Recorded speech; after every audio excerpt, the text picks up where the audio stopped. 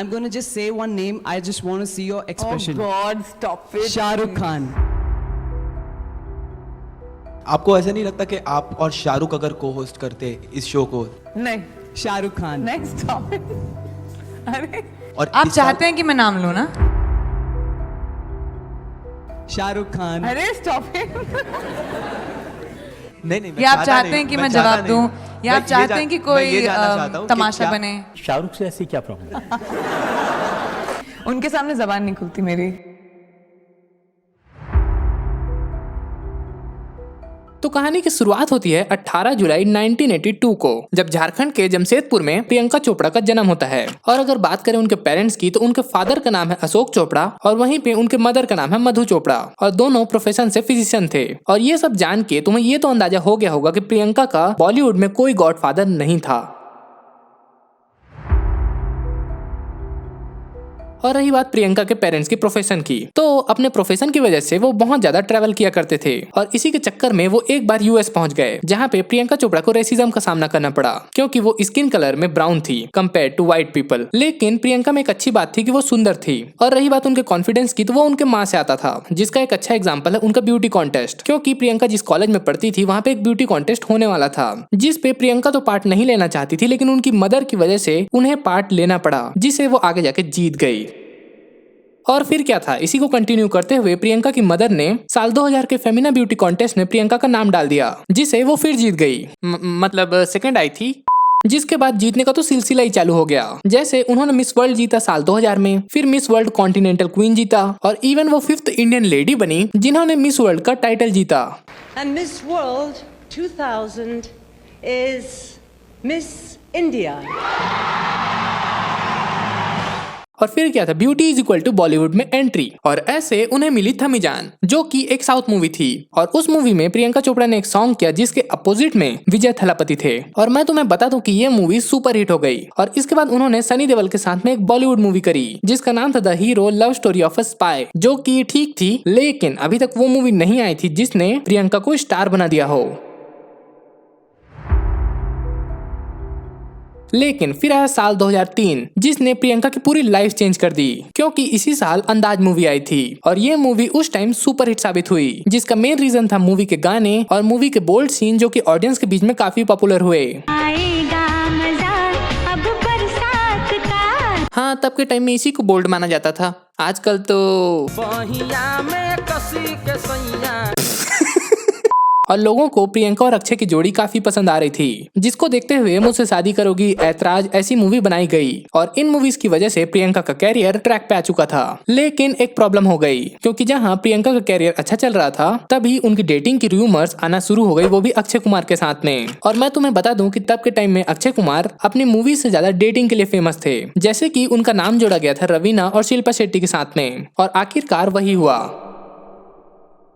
क्योंकि अंदाज मूवी के बाद बताया जाता है कि दोनों रिलेशनशिप में आ चुके थे और हर तरफ इनके न्यूज और रूमर्स फैल रहे थे। और इवन ये कई इवेंट्स में साथ में जाते थे। और ये सबसे एक महिला को प्रॉब्लम आना शुरू हो गई, और वो कोई नहीं, अक्षय कुमार की पत्नी ट्विंकल खन्ना थी।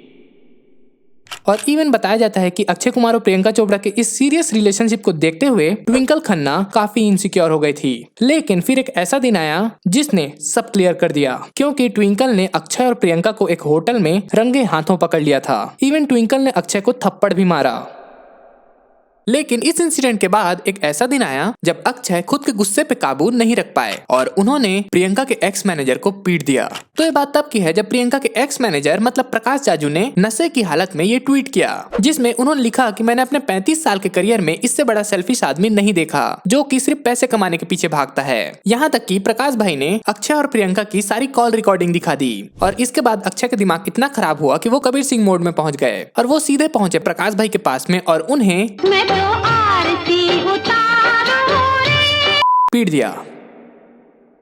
और इस इंसिडेंट के बाद अक्षय और प्रियंका ने एक आखिरी मूवी करी जिसका नाम था द रेस अगेंस्ट टाइम। लेकिन यहाँ भी बात बिगड़ गई, क्योंकि शूटिंग के दौरान ट्विंकल खन्ना सेट पे आ गई और वो बहुत गुस्से में थी और प्रियंका को थप्पड़ मारना चाहती थी। लेकिन प्रियंका बच गई क्योंकि वो उस दिन शूट पे नहीं आई थी। और इस मूवी के बाद दोनों ने आपस में बातचीत करना और मूवीज करना बंद कर दिया।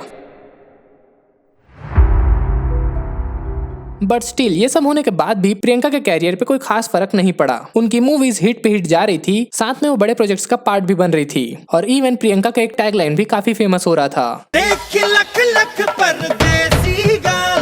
हाँ, अब पूरे बॉलीवुड में उन्हें इसी नाम से जाना जाता था और प्रियंका की पॉपुलैरिटी का अंदाजा तुम इस बात से लगा सकते हो कि वो काफी बड़े बजट्स की मूवी में सिर्फ कैमियो देने के लिए आती थी। लेकिन सबसे बड़ा क्वेश्चन आता है कि जब प्रियंका इतनी बड़ी हिट थी तो उन्होंने बॉलीवुड को छोड़ा क्यों?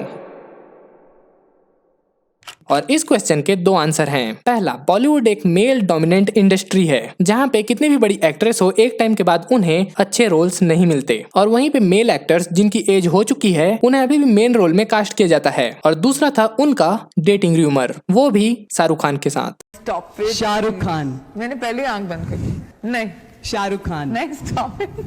शाहरुख खान। अरे स्टॉप इट। फिर आई डॉन मूवी जो कि हिट रही और यहाँ तक कि यही वो मूवी बनी जिसने दोनों की केमिस्ट्री की शुरुआत करी। लेकिन इसके बाद इनकी एक और मीटिंग हुई और साल था 2010 जब शाहरुख मिलते हैं प्रियंका से, वो भी रावण मूवी के शूटिंग के लिए। हाँ, वही मूवी की स्टार्टिंग वाला सीन। फिक्र मत करो मेरी देसी गर्ल, इससे निपट लूं। Then how about dinner? लेकिन बवाल तब मचा जब साल 2011 में शाहरुख की मूवी आई थी डॉन 2 जिसमें उनके अपोजिट में प्रियंका थी। जहां मूवी तो हिट रही, इवन ऑडियंस ने दोनों की केमिस्ट्री को काफी पसंद किया। लेकिन प्रॉब्लम तब आई जब दोनों की केमिस्ट्री ऑफ स्क्रीन भी दिखने लगी। I don't have the money to pay you, but I'm going to ask you something and I want the answer in a song. When I'm lonely and in times of trouble, Mother Mary comes to me, speaking words of wisdom, marry me. Now tell us what you're worth, sweetheart. So make a vulgar expression with your lip. यहाँ तक कि दोनों किसी award show में, किसी movie के premiere में या फिर इवेंट में साथ में देखे जा सकते थे। और इन्हीं सब को देखते हुए रूमर्स फैलना शुरू हो गए और खास तौर पर ऐसे क्वेश्चंस भी सामने आ रहे थे कि इन पे बेकार में शक किया जा रहा है क्योंकि ये SRK की फर्स्ट मूवी तो थी नहीं और इससे पहले उन्होंने जो मूवीज की वहाँ भी उनकी को एक्ट्रेस थी। तो फिर प्रियंका पे ही इतना शक क्यों जा रहा था और क्या ये सारी चीजें सिर्फ दोस्ती के अंदर में थी? लेकिन जब न्यूज और आर्टिकल बहुत ज्यादा बढ़ गए और ये क्वेश्चन बार बार आ रहा था, तब जाके SRK ने एक स्टेप आगे बढ़ाया और ये सारे क्वेश्चन का जवाब दिया। But a lot of us were really hurt when the whole Priyanka Chopra rumor erupted and all of that. How did you take it personally? What do you have to say to people about that whole issue? Two parts. One, to me what is most disturbing is the fact और उस interview में उन्होंने बोला, अगर short में बोलें तो हम सिर्फ दोस्त हैं, हमने सिर्फ काम किया, डेटिंग नहीं, ये सब बस एक र्यूमर है। लेकिन ये आधा सच था क्योंकि बताया जाता है कि गौरी खान ने इंडस्ट्री के कुछ नामी लोगों के साथ मिलके प्रियंका से उनकी सारी मूवीज छीन ली और इसे एक बड़ा रीजन माना जाता है कि उन्होंने बॉलीवुड को क्यों छोड़ा। Are there any insecure moments, Gauri? Meaning, I totally go blank when people even want to ask me this question. I get really irritated with this question. लेकिन कई सोर्सेज की माने तो प्रियंका ने ये बताया है कि बॉलीवुड में ये न्यूज, आर्टिकल्स, रूमर्स फैलने से वो परेशान हो चुकी थी और खास तौर पर ये बॉलीवुड के पॉलिटिक्स, जिसका एक बड़ा एग्जांपल है ये बॉलीवुड की चाची, क्योंकि बॉलीवुड के अंदर में जहां भी लड़ाई होती है ये तुम्हें वहीं मिलेगी। इवन प्रियंका को जब बॉलीवुड से साइडलाइन किया जा रहा था तो उसमें भी भाई साहब का थोड़ा बहुत हाथ था। वो कैसे, अभी बताता हूँ।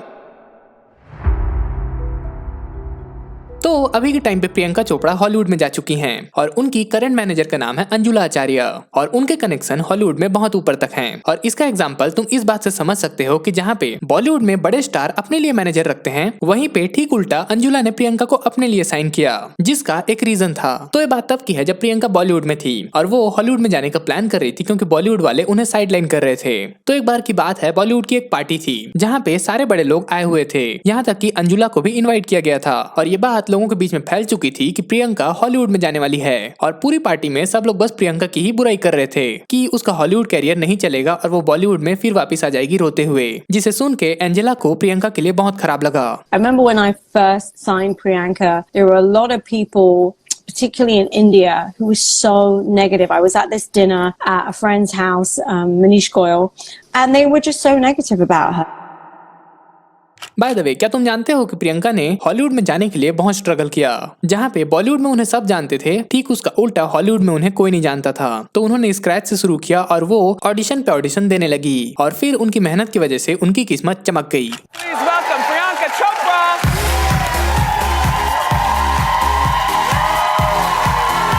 लेकिन फिर आया साल 2017 जहाँ पे एक फॉरेन की रियलिटी शो जिसका नाम था डर्टी लॉन्ड्री, वहाँ पे प्रियंका चोपड़ा आई थी और उस शो का थीम था कि आपको अपने कपड़े से रिलेटेड कोई एक बात बतानी है, जिसमें उन्होंने एक जैकेट निकाली और बोला कि ये मेरे एक्स की है। And it's my airport jacket, but it belonged to an ex-boyfriend.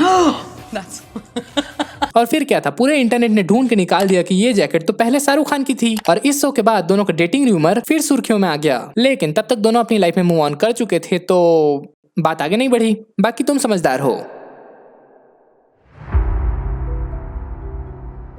खैर, अब बात करते हैं मेरे पीओवी की। तो ये पूरी स्टोरी को पढ़ने के बाद मेरे को लगता है कि जितनी गलती प्रियंका की है उतनी शाहरुख खान और अक्षय की भी। पॉइंट नंबर 1, पता नहीं प्रियंका को क्या ऑब्सेशन है कि मैरिड मैन के साथ ही उनको अपना रिश्ता बनाना है। पहले उन्होंने अक्षय कुमार के साथ बनाया जो कि पहले से मैरिड थे, और बाद में शाहरुख खान के साथ, जबकि उनका पास्ट एक्सपीरियंस ऐसे रिलेशनशिप में अच्छा नहीं था। Point number 2, even Shahrukh Khan और अक्षय कुमार की वाइफ को प्रियंका चोपड़ा के साथ में बदला लेने के बजाय अपने पतियों पर ध्यान देना चाहिए था, क्योंकि चलो माना कि प्रियंका की गलती थी, बट स्टिल क्या वो अकेले रिलेशनशिप में थी, वो भी अक्षय कुमार और शाहरुख खान के बिना मर्जी के। पॉइंट नंबर 3, इन सब में ज्यादा नुकसान सिर्फ प्रियंका का हुआ, जबकि गलती तीनों की थी। जस्ट इमेजिन अगर प्रियंका चोपड़ा हॉलीवुड में नहीं जाती, आज तुम उनको देख भी नहीं पाते, क्योंकि बॉलीवुड से उनका पत्ता कट हो जाता, और वहीं पे शाहरुख खान और अक्षय आज भी बॉलीवुड में हैं। तो स्टोरी को यहीं तक रखते हैं। Thank you so much for watching, और वीडियो बनाने में बहुत मेहनत लगी, तो सब्सक्राइब के बिना मत जाना। चलेगा तो ठीक नहीं होगा।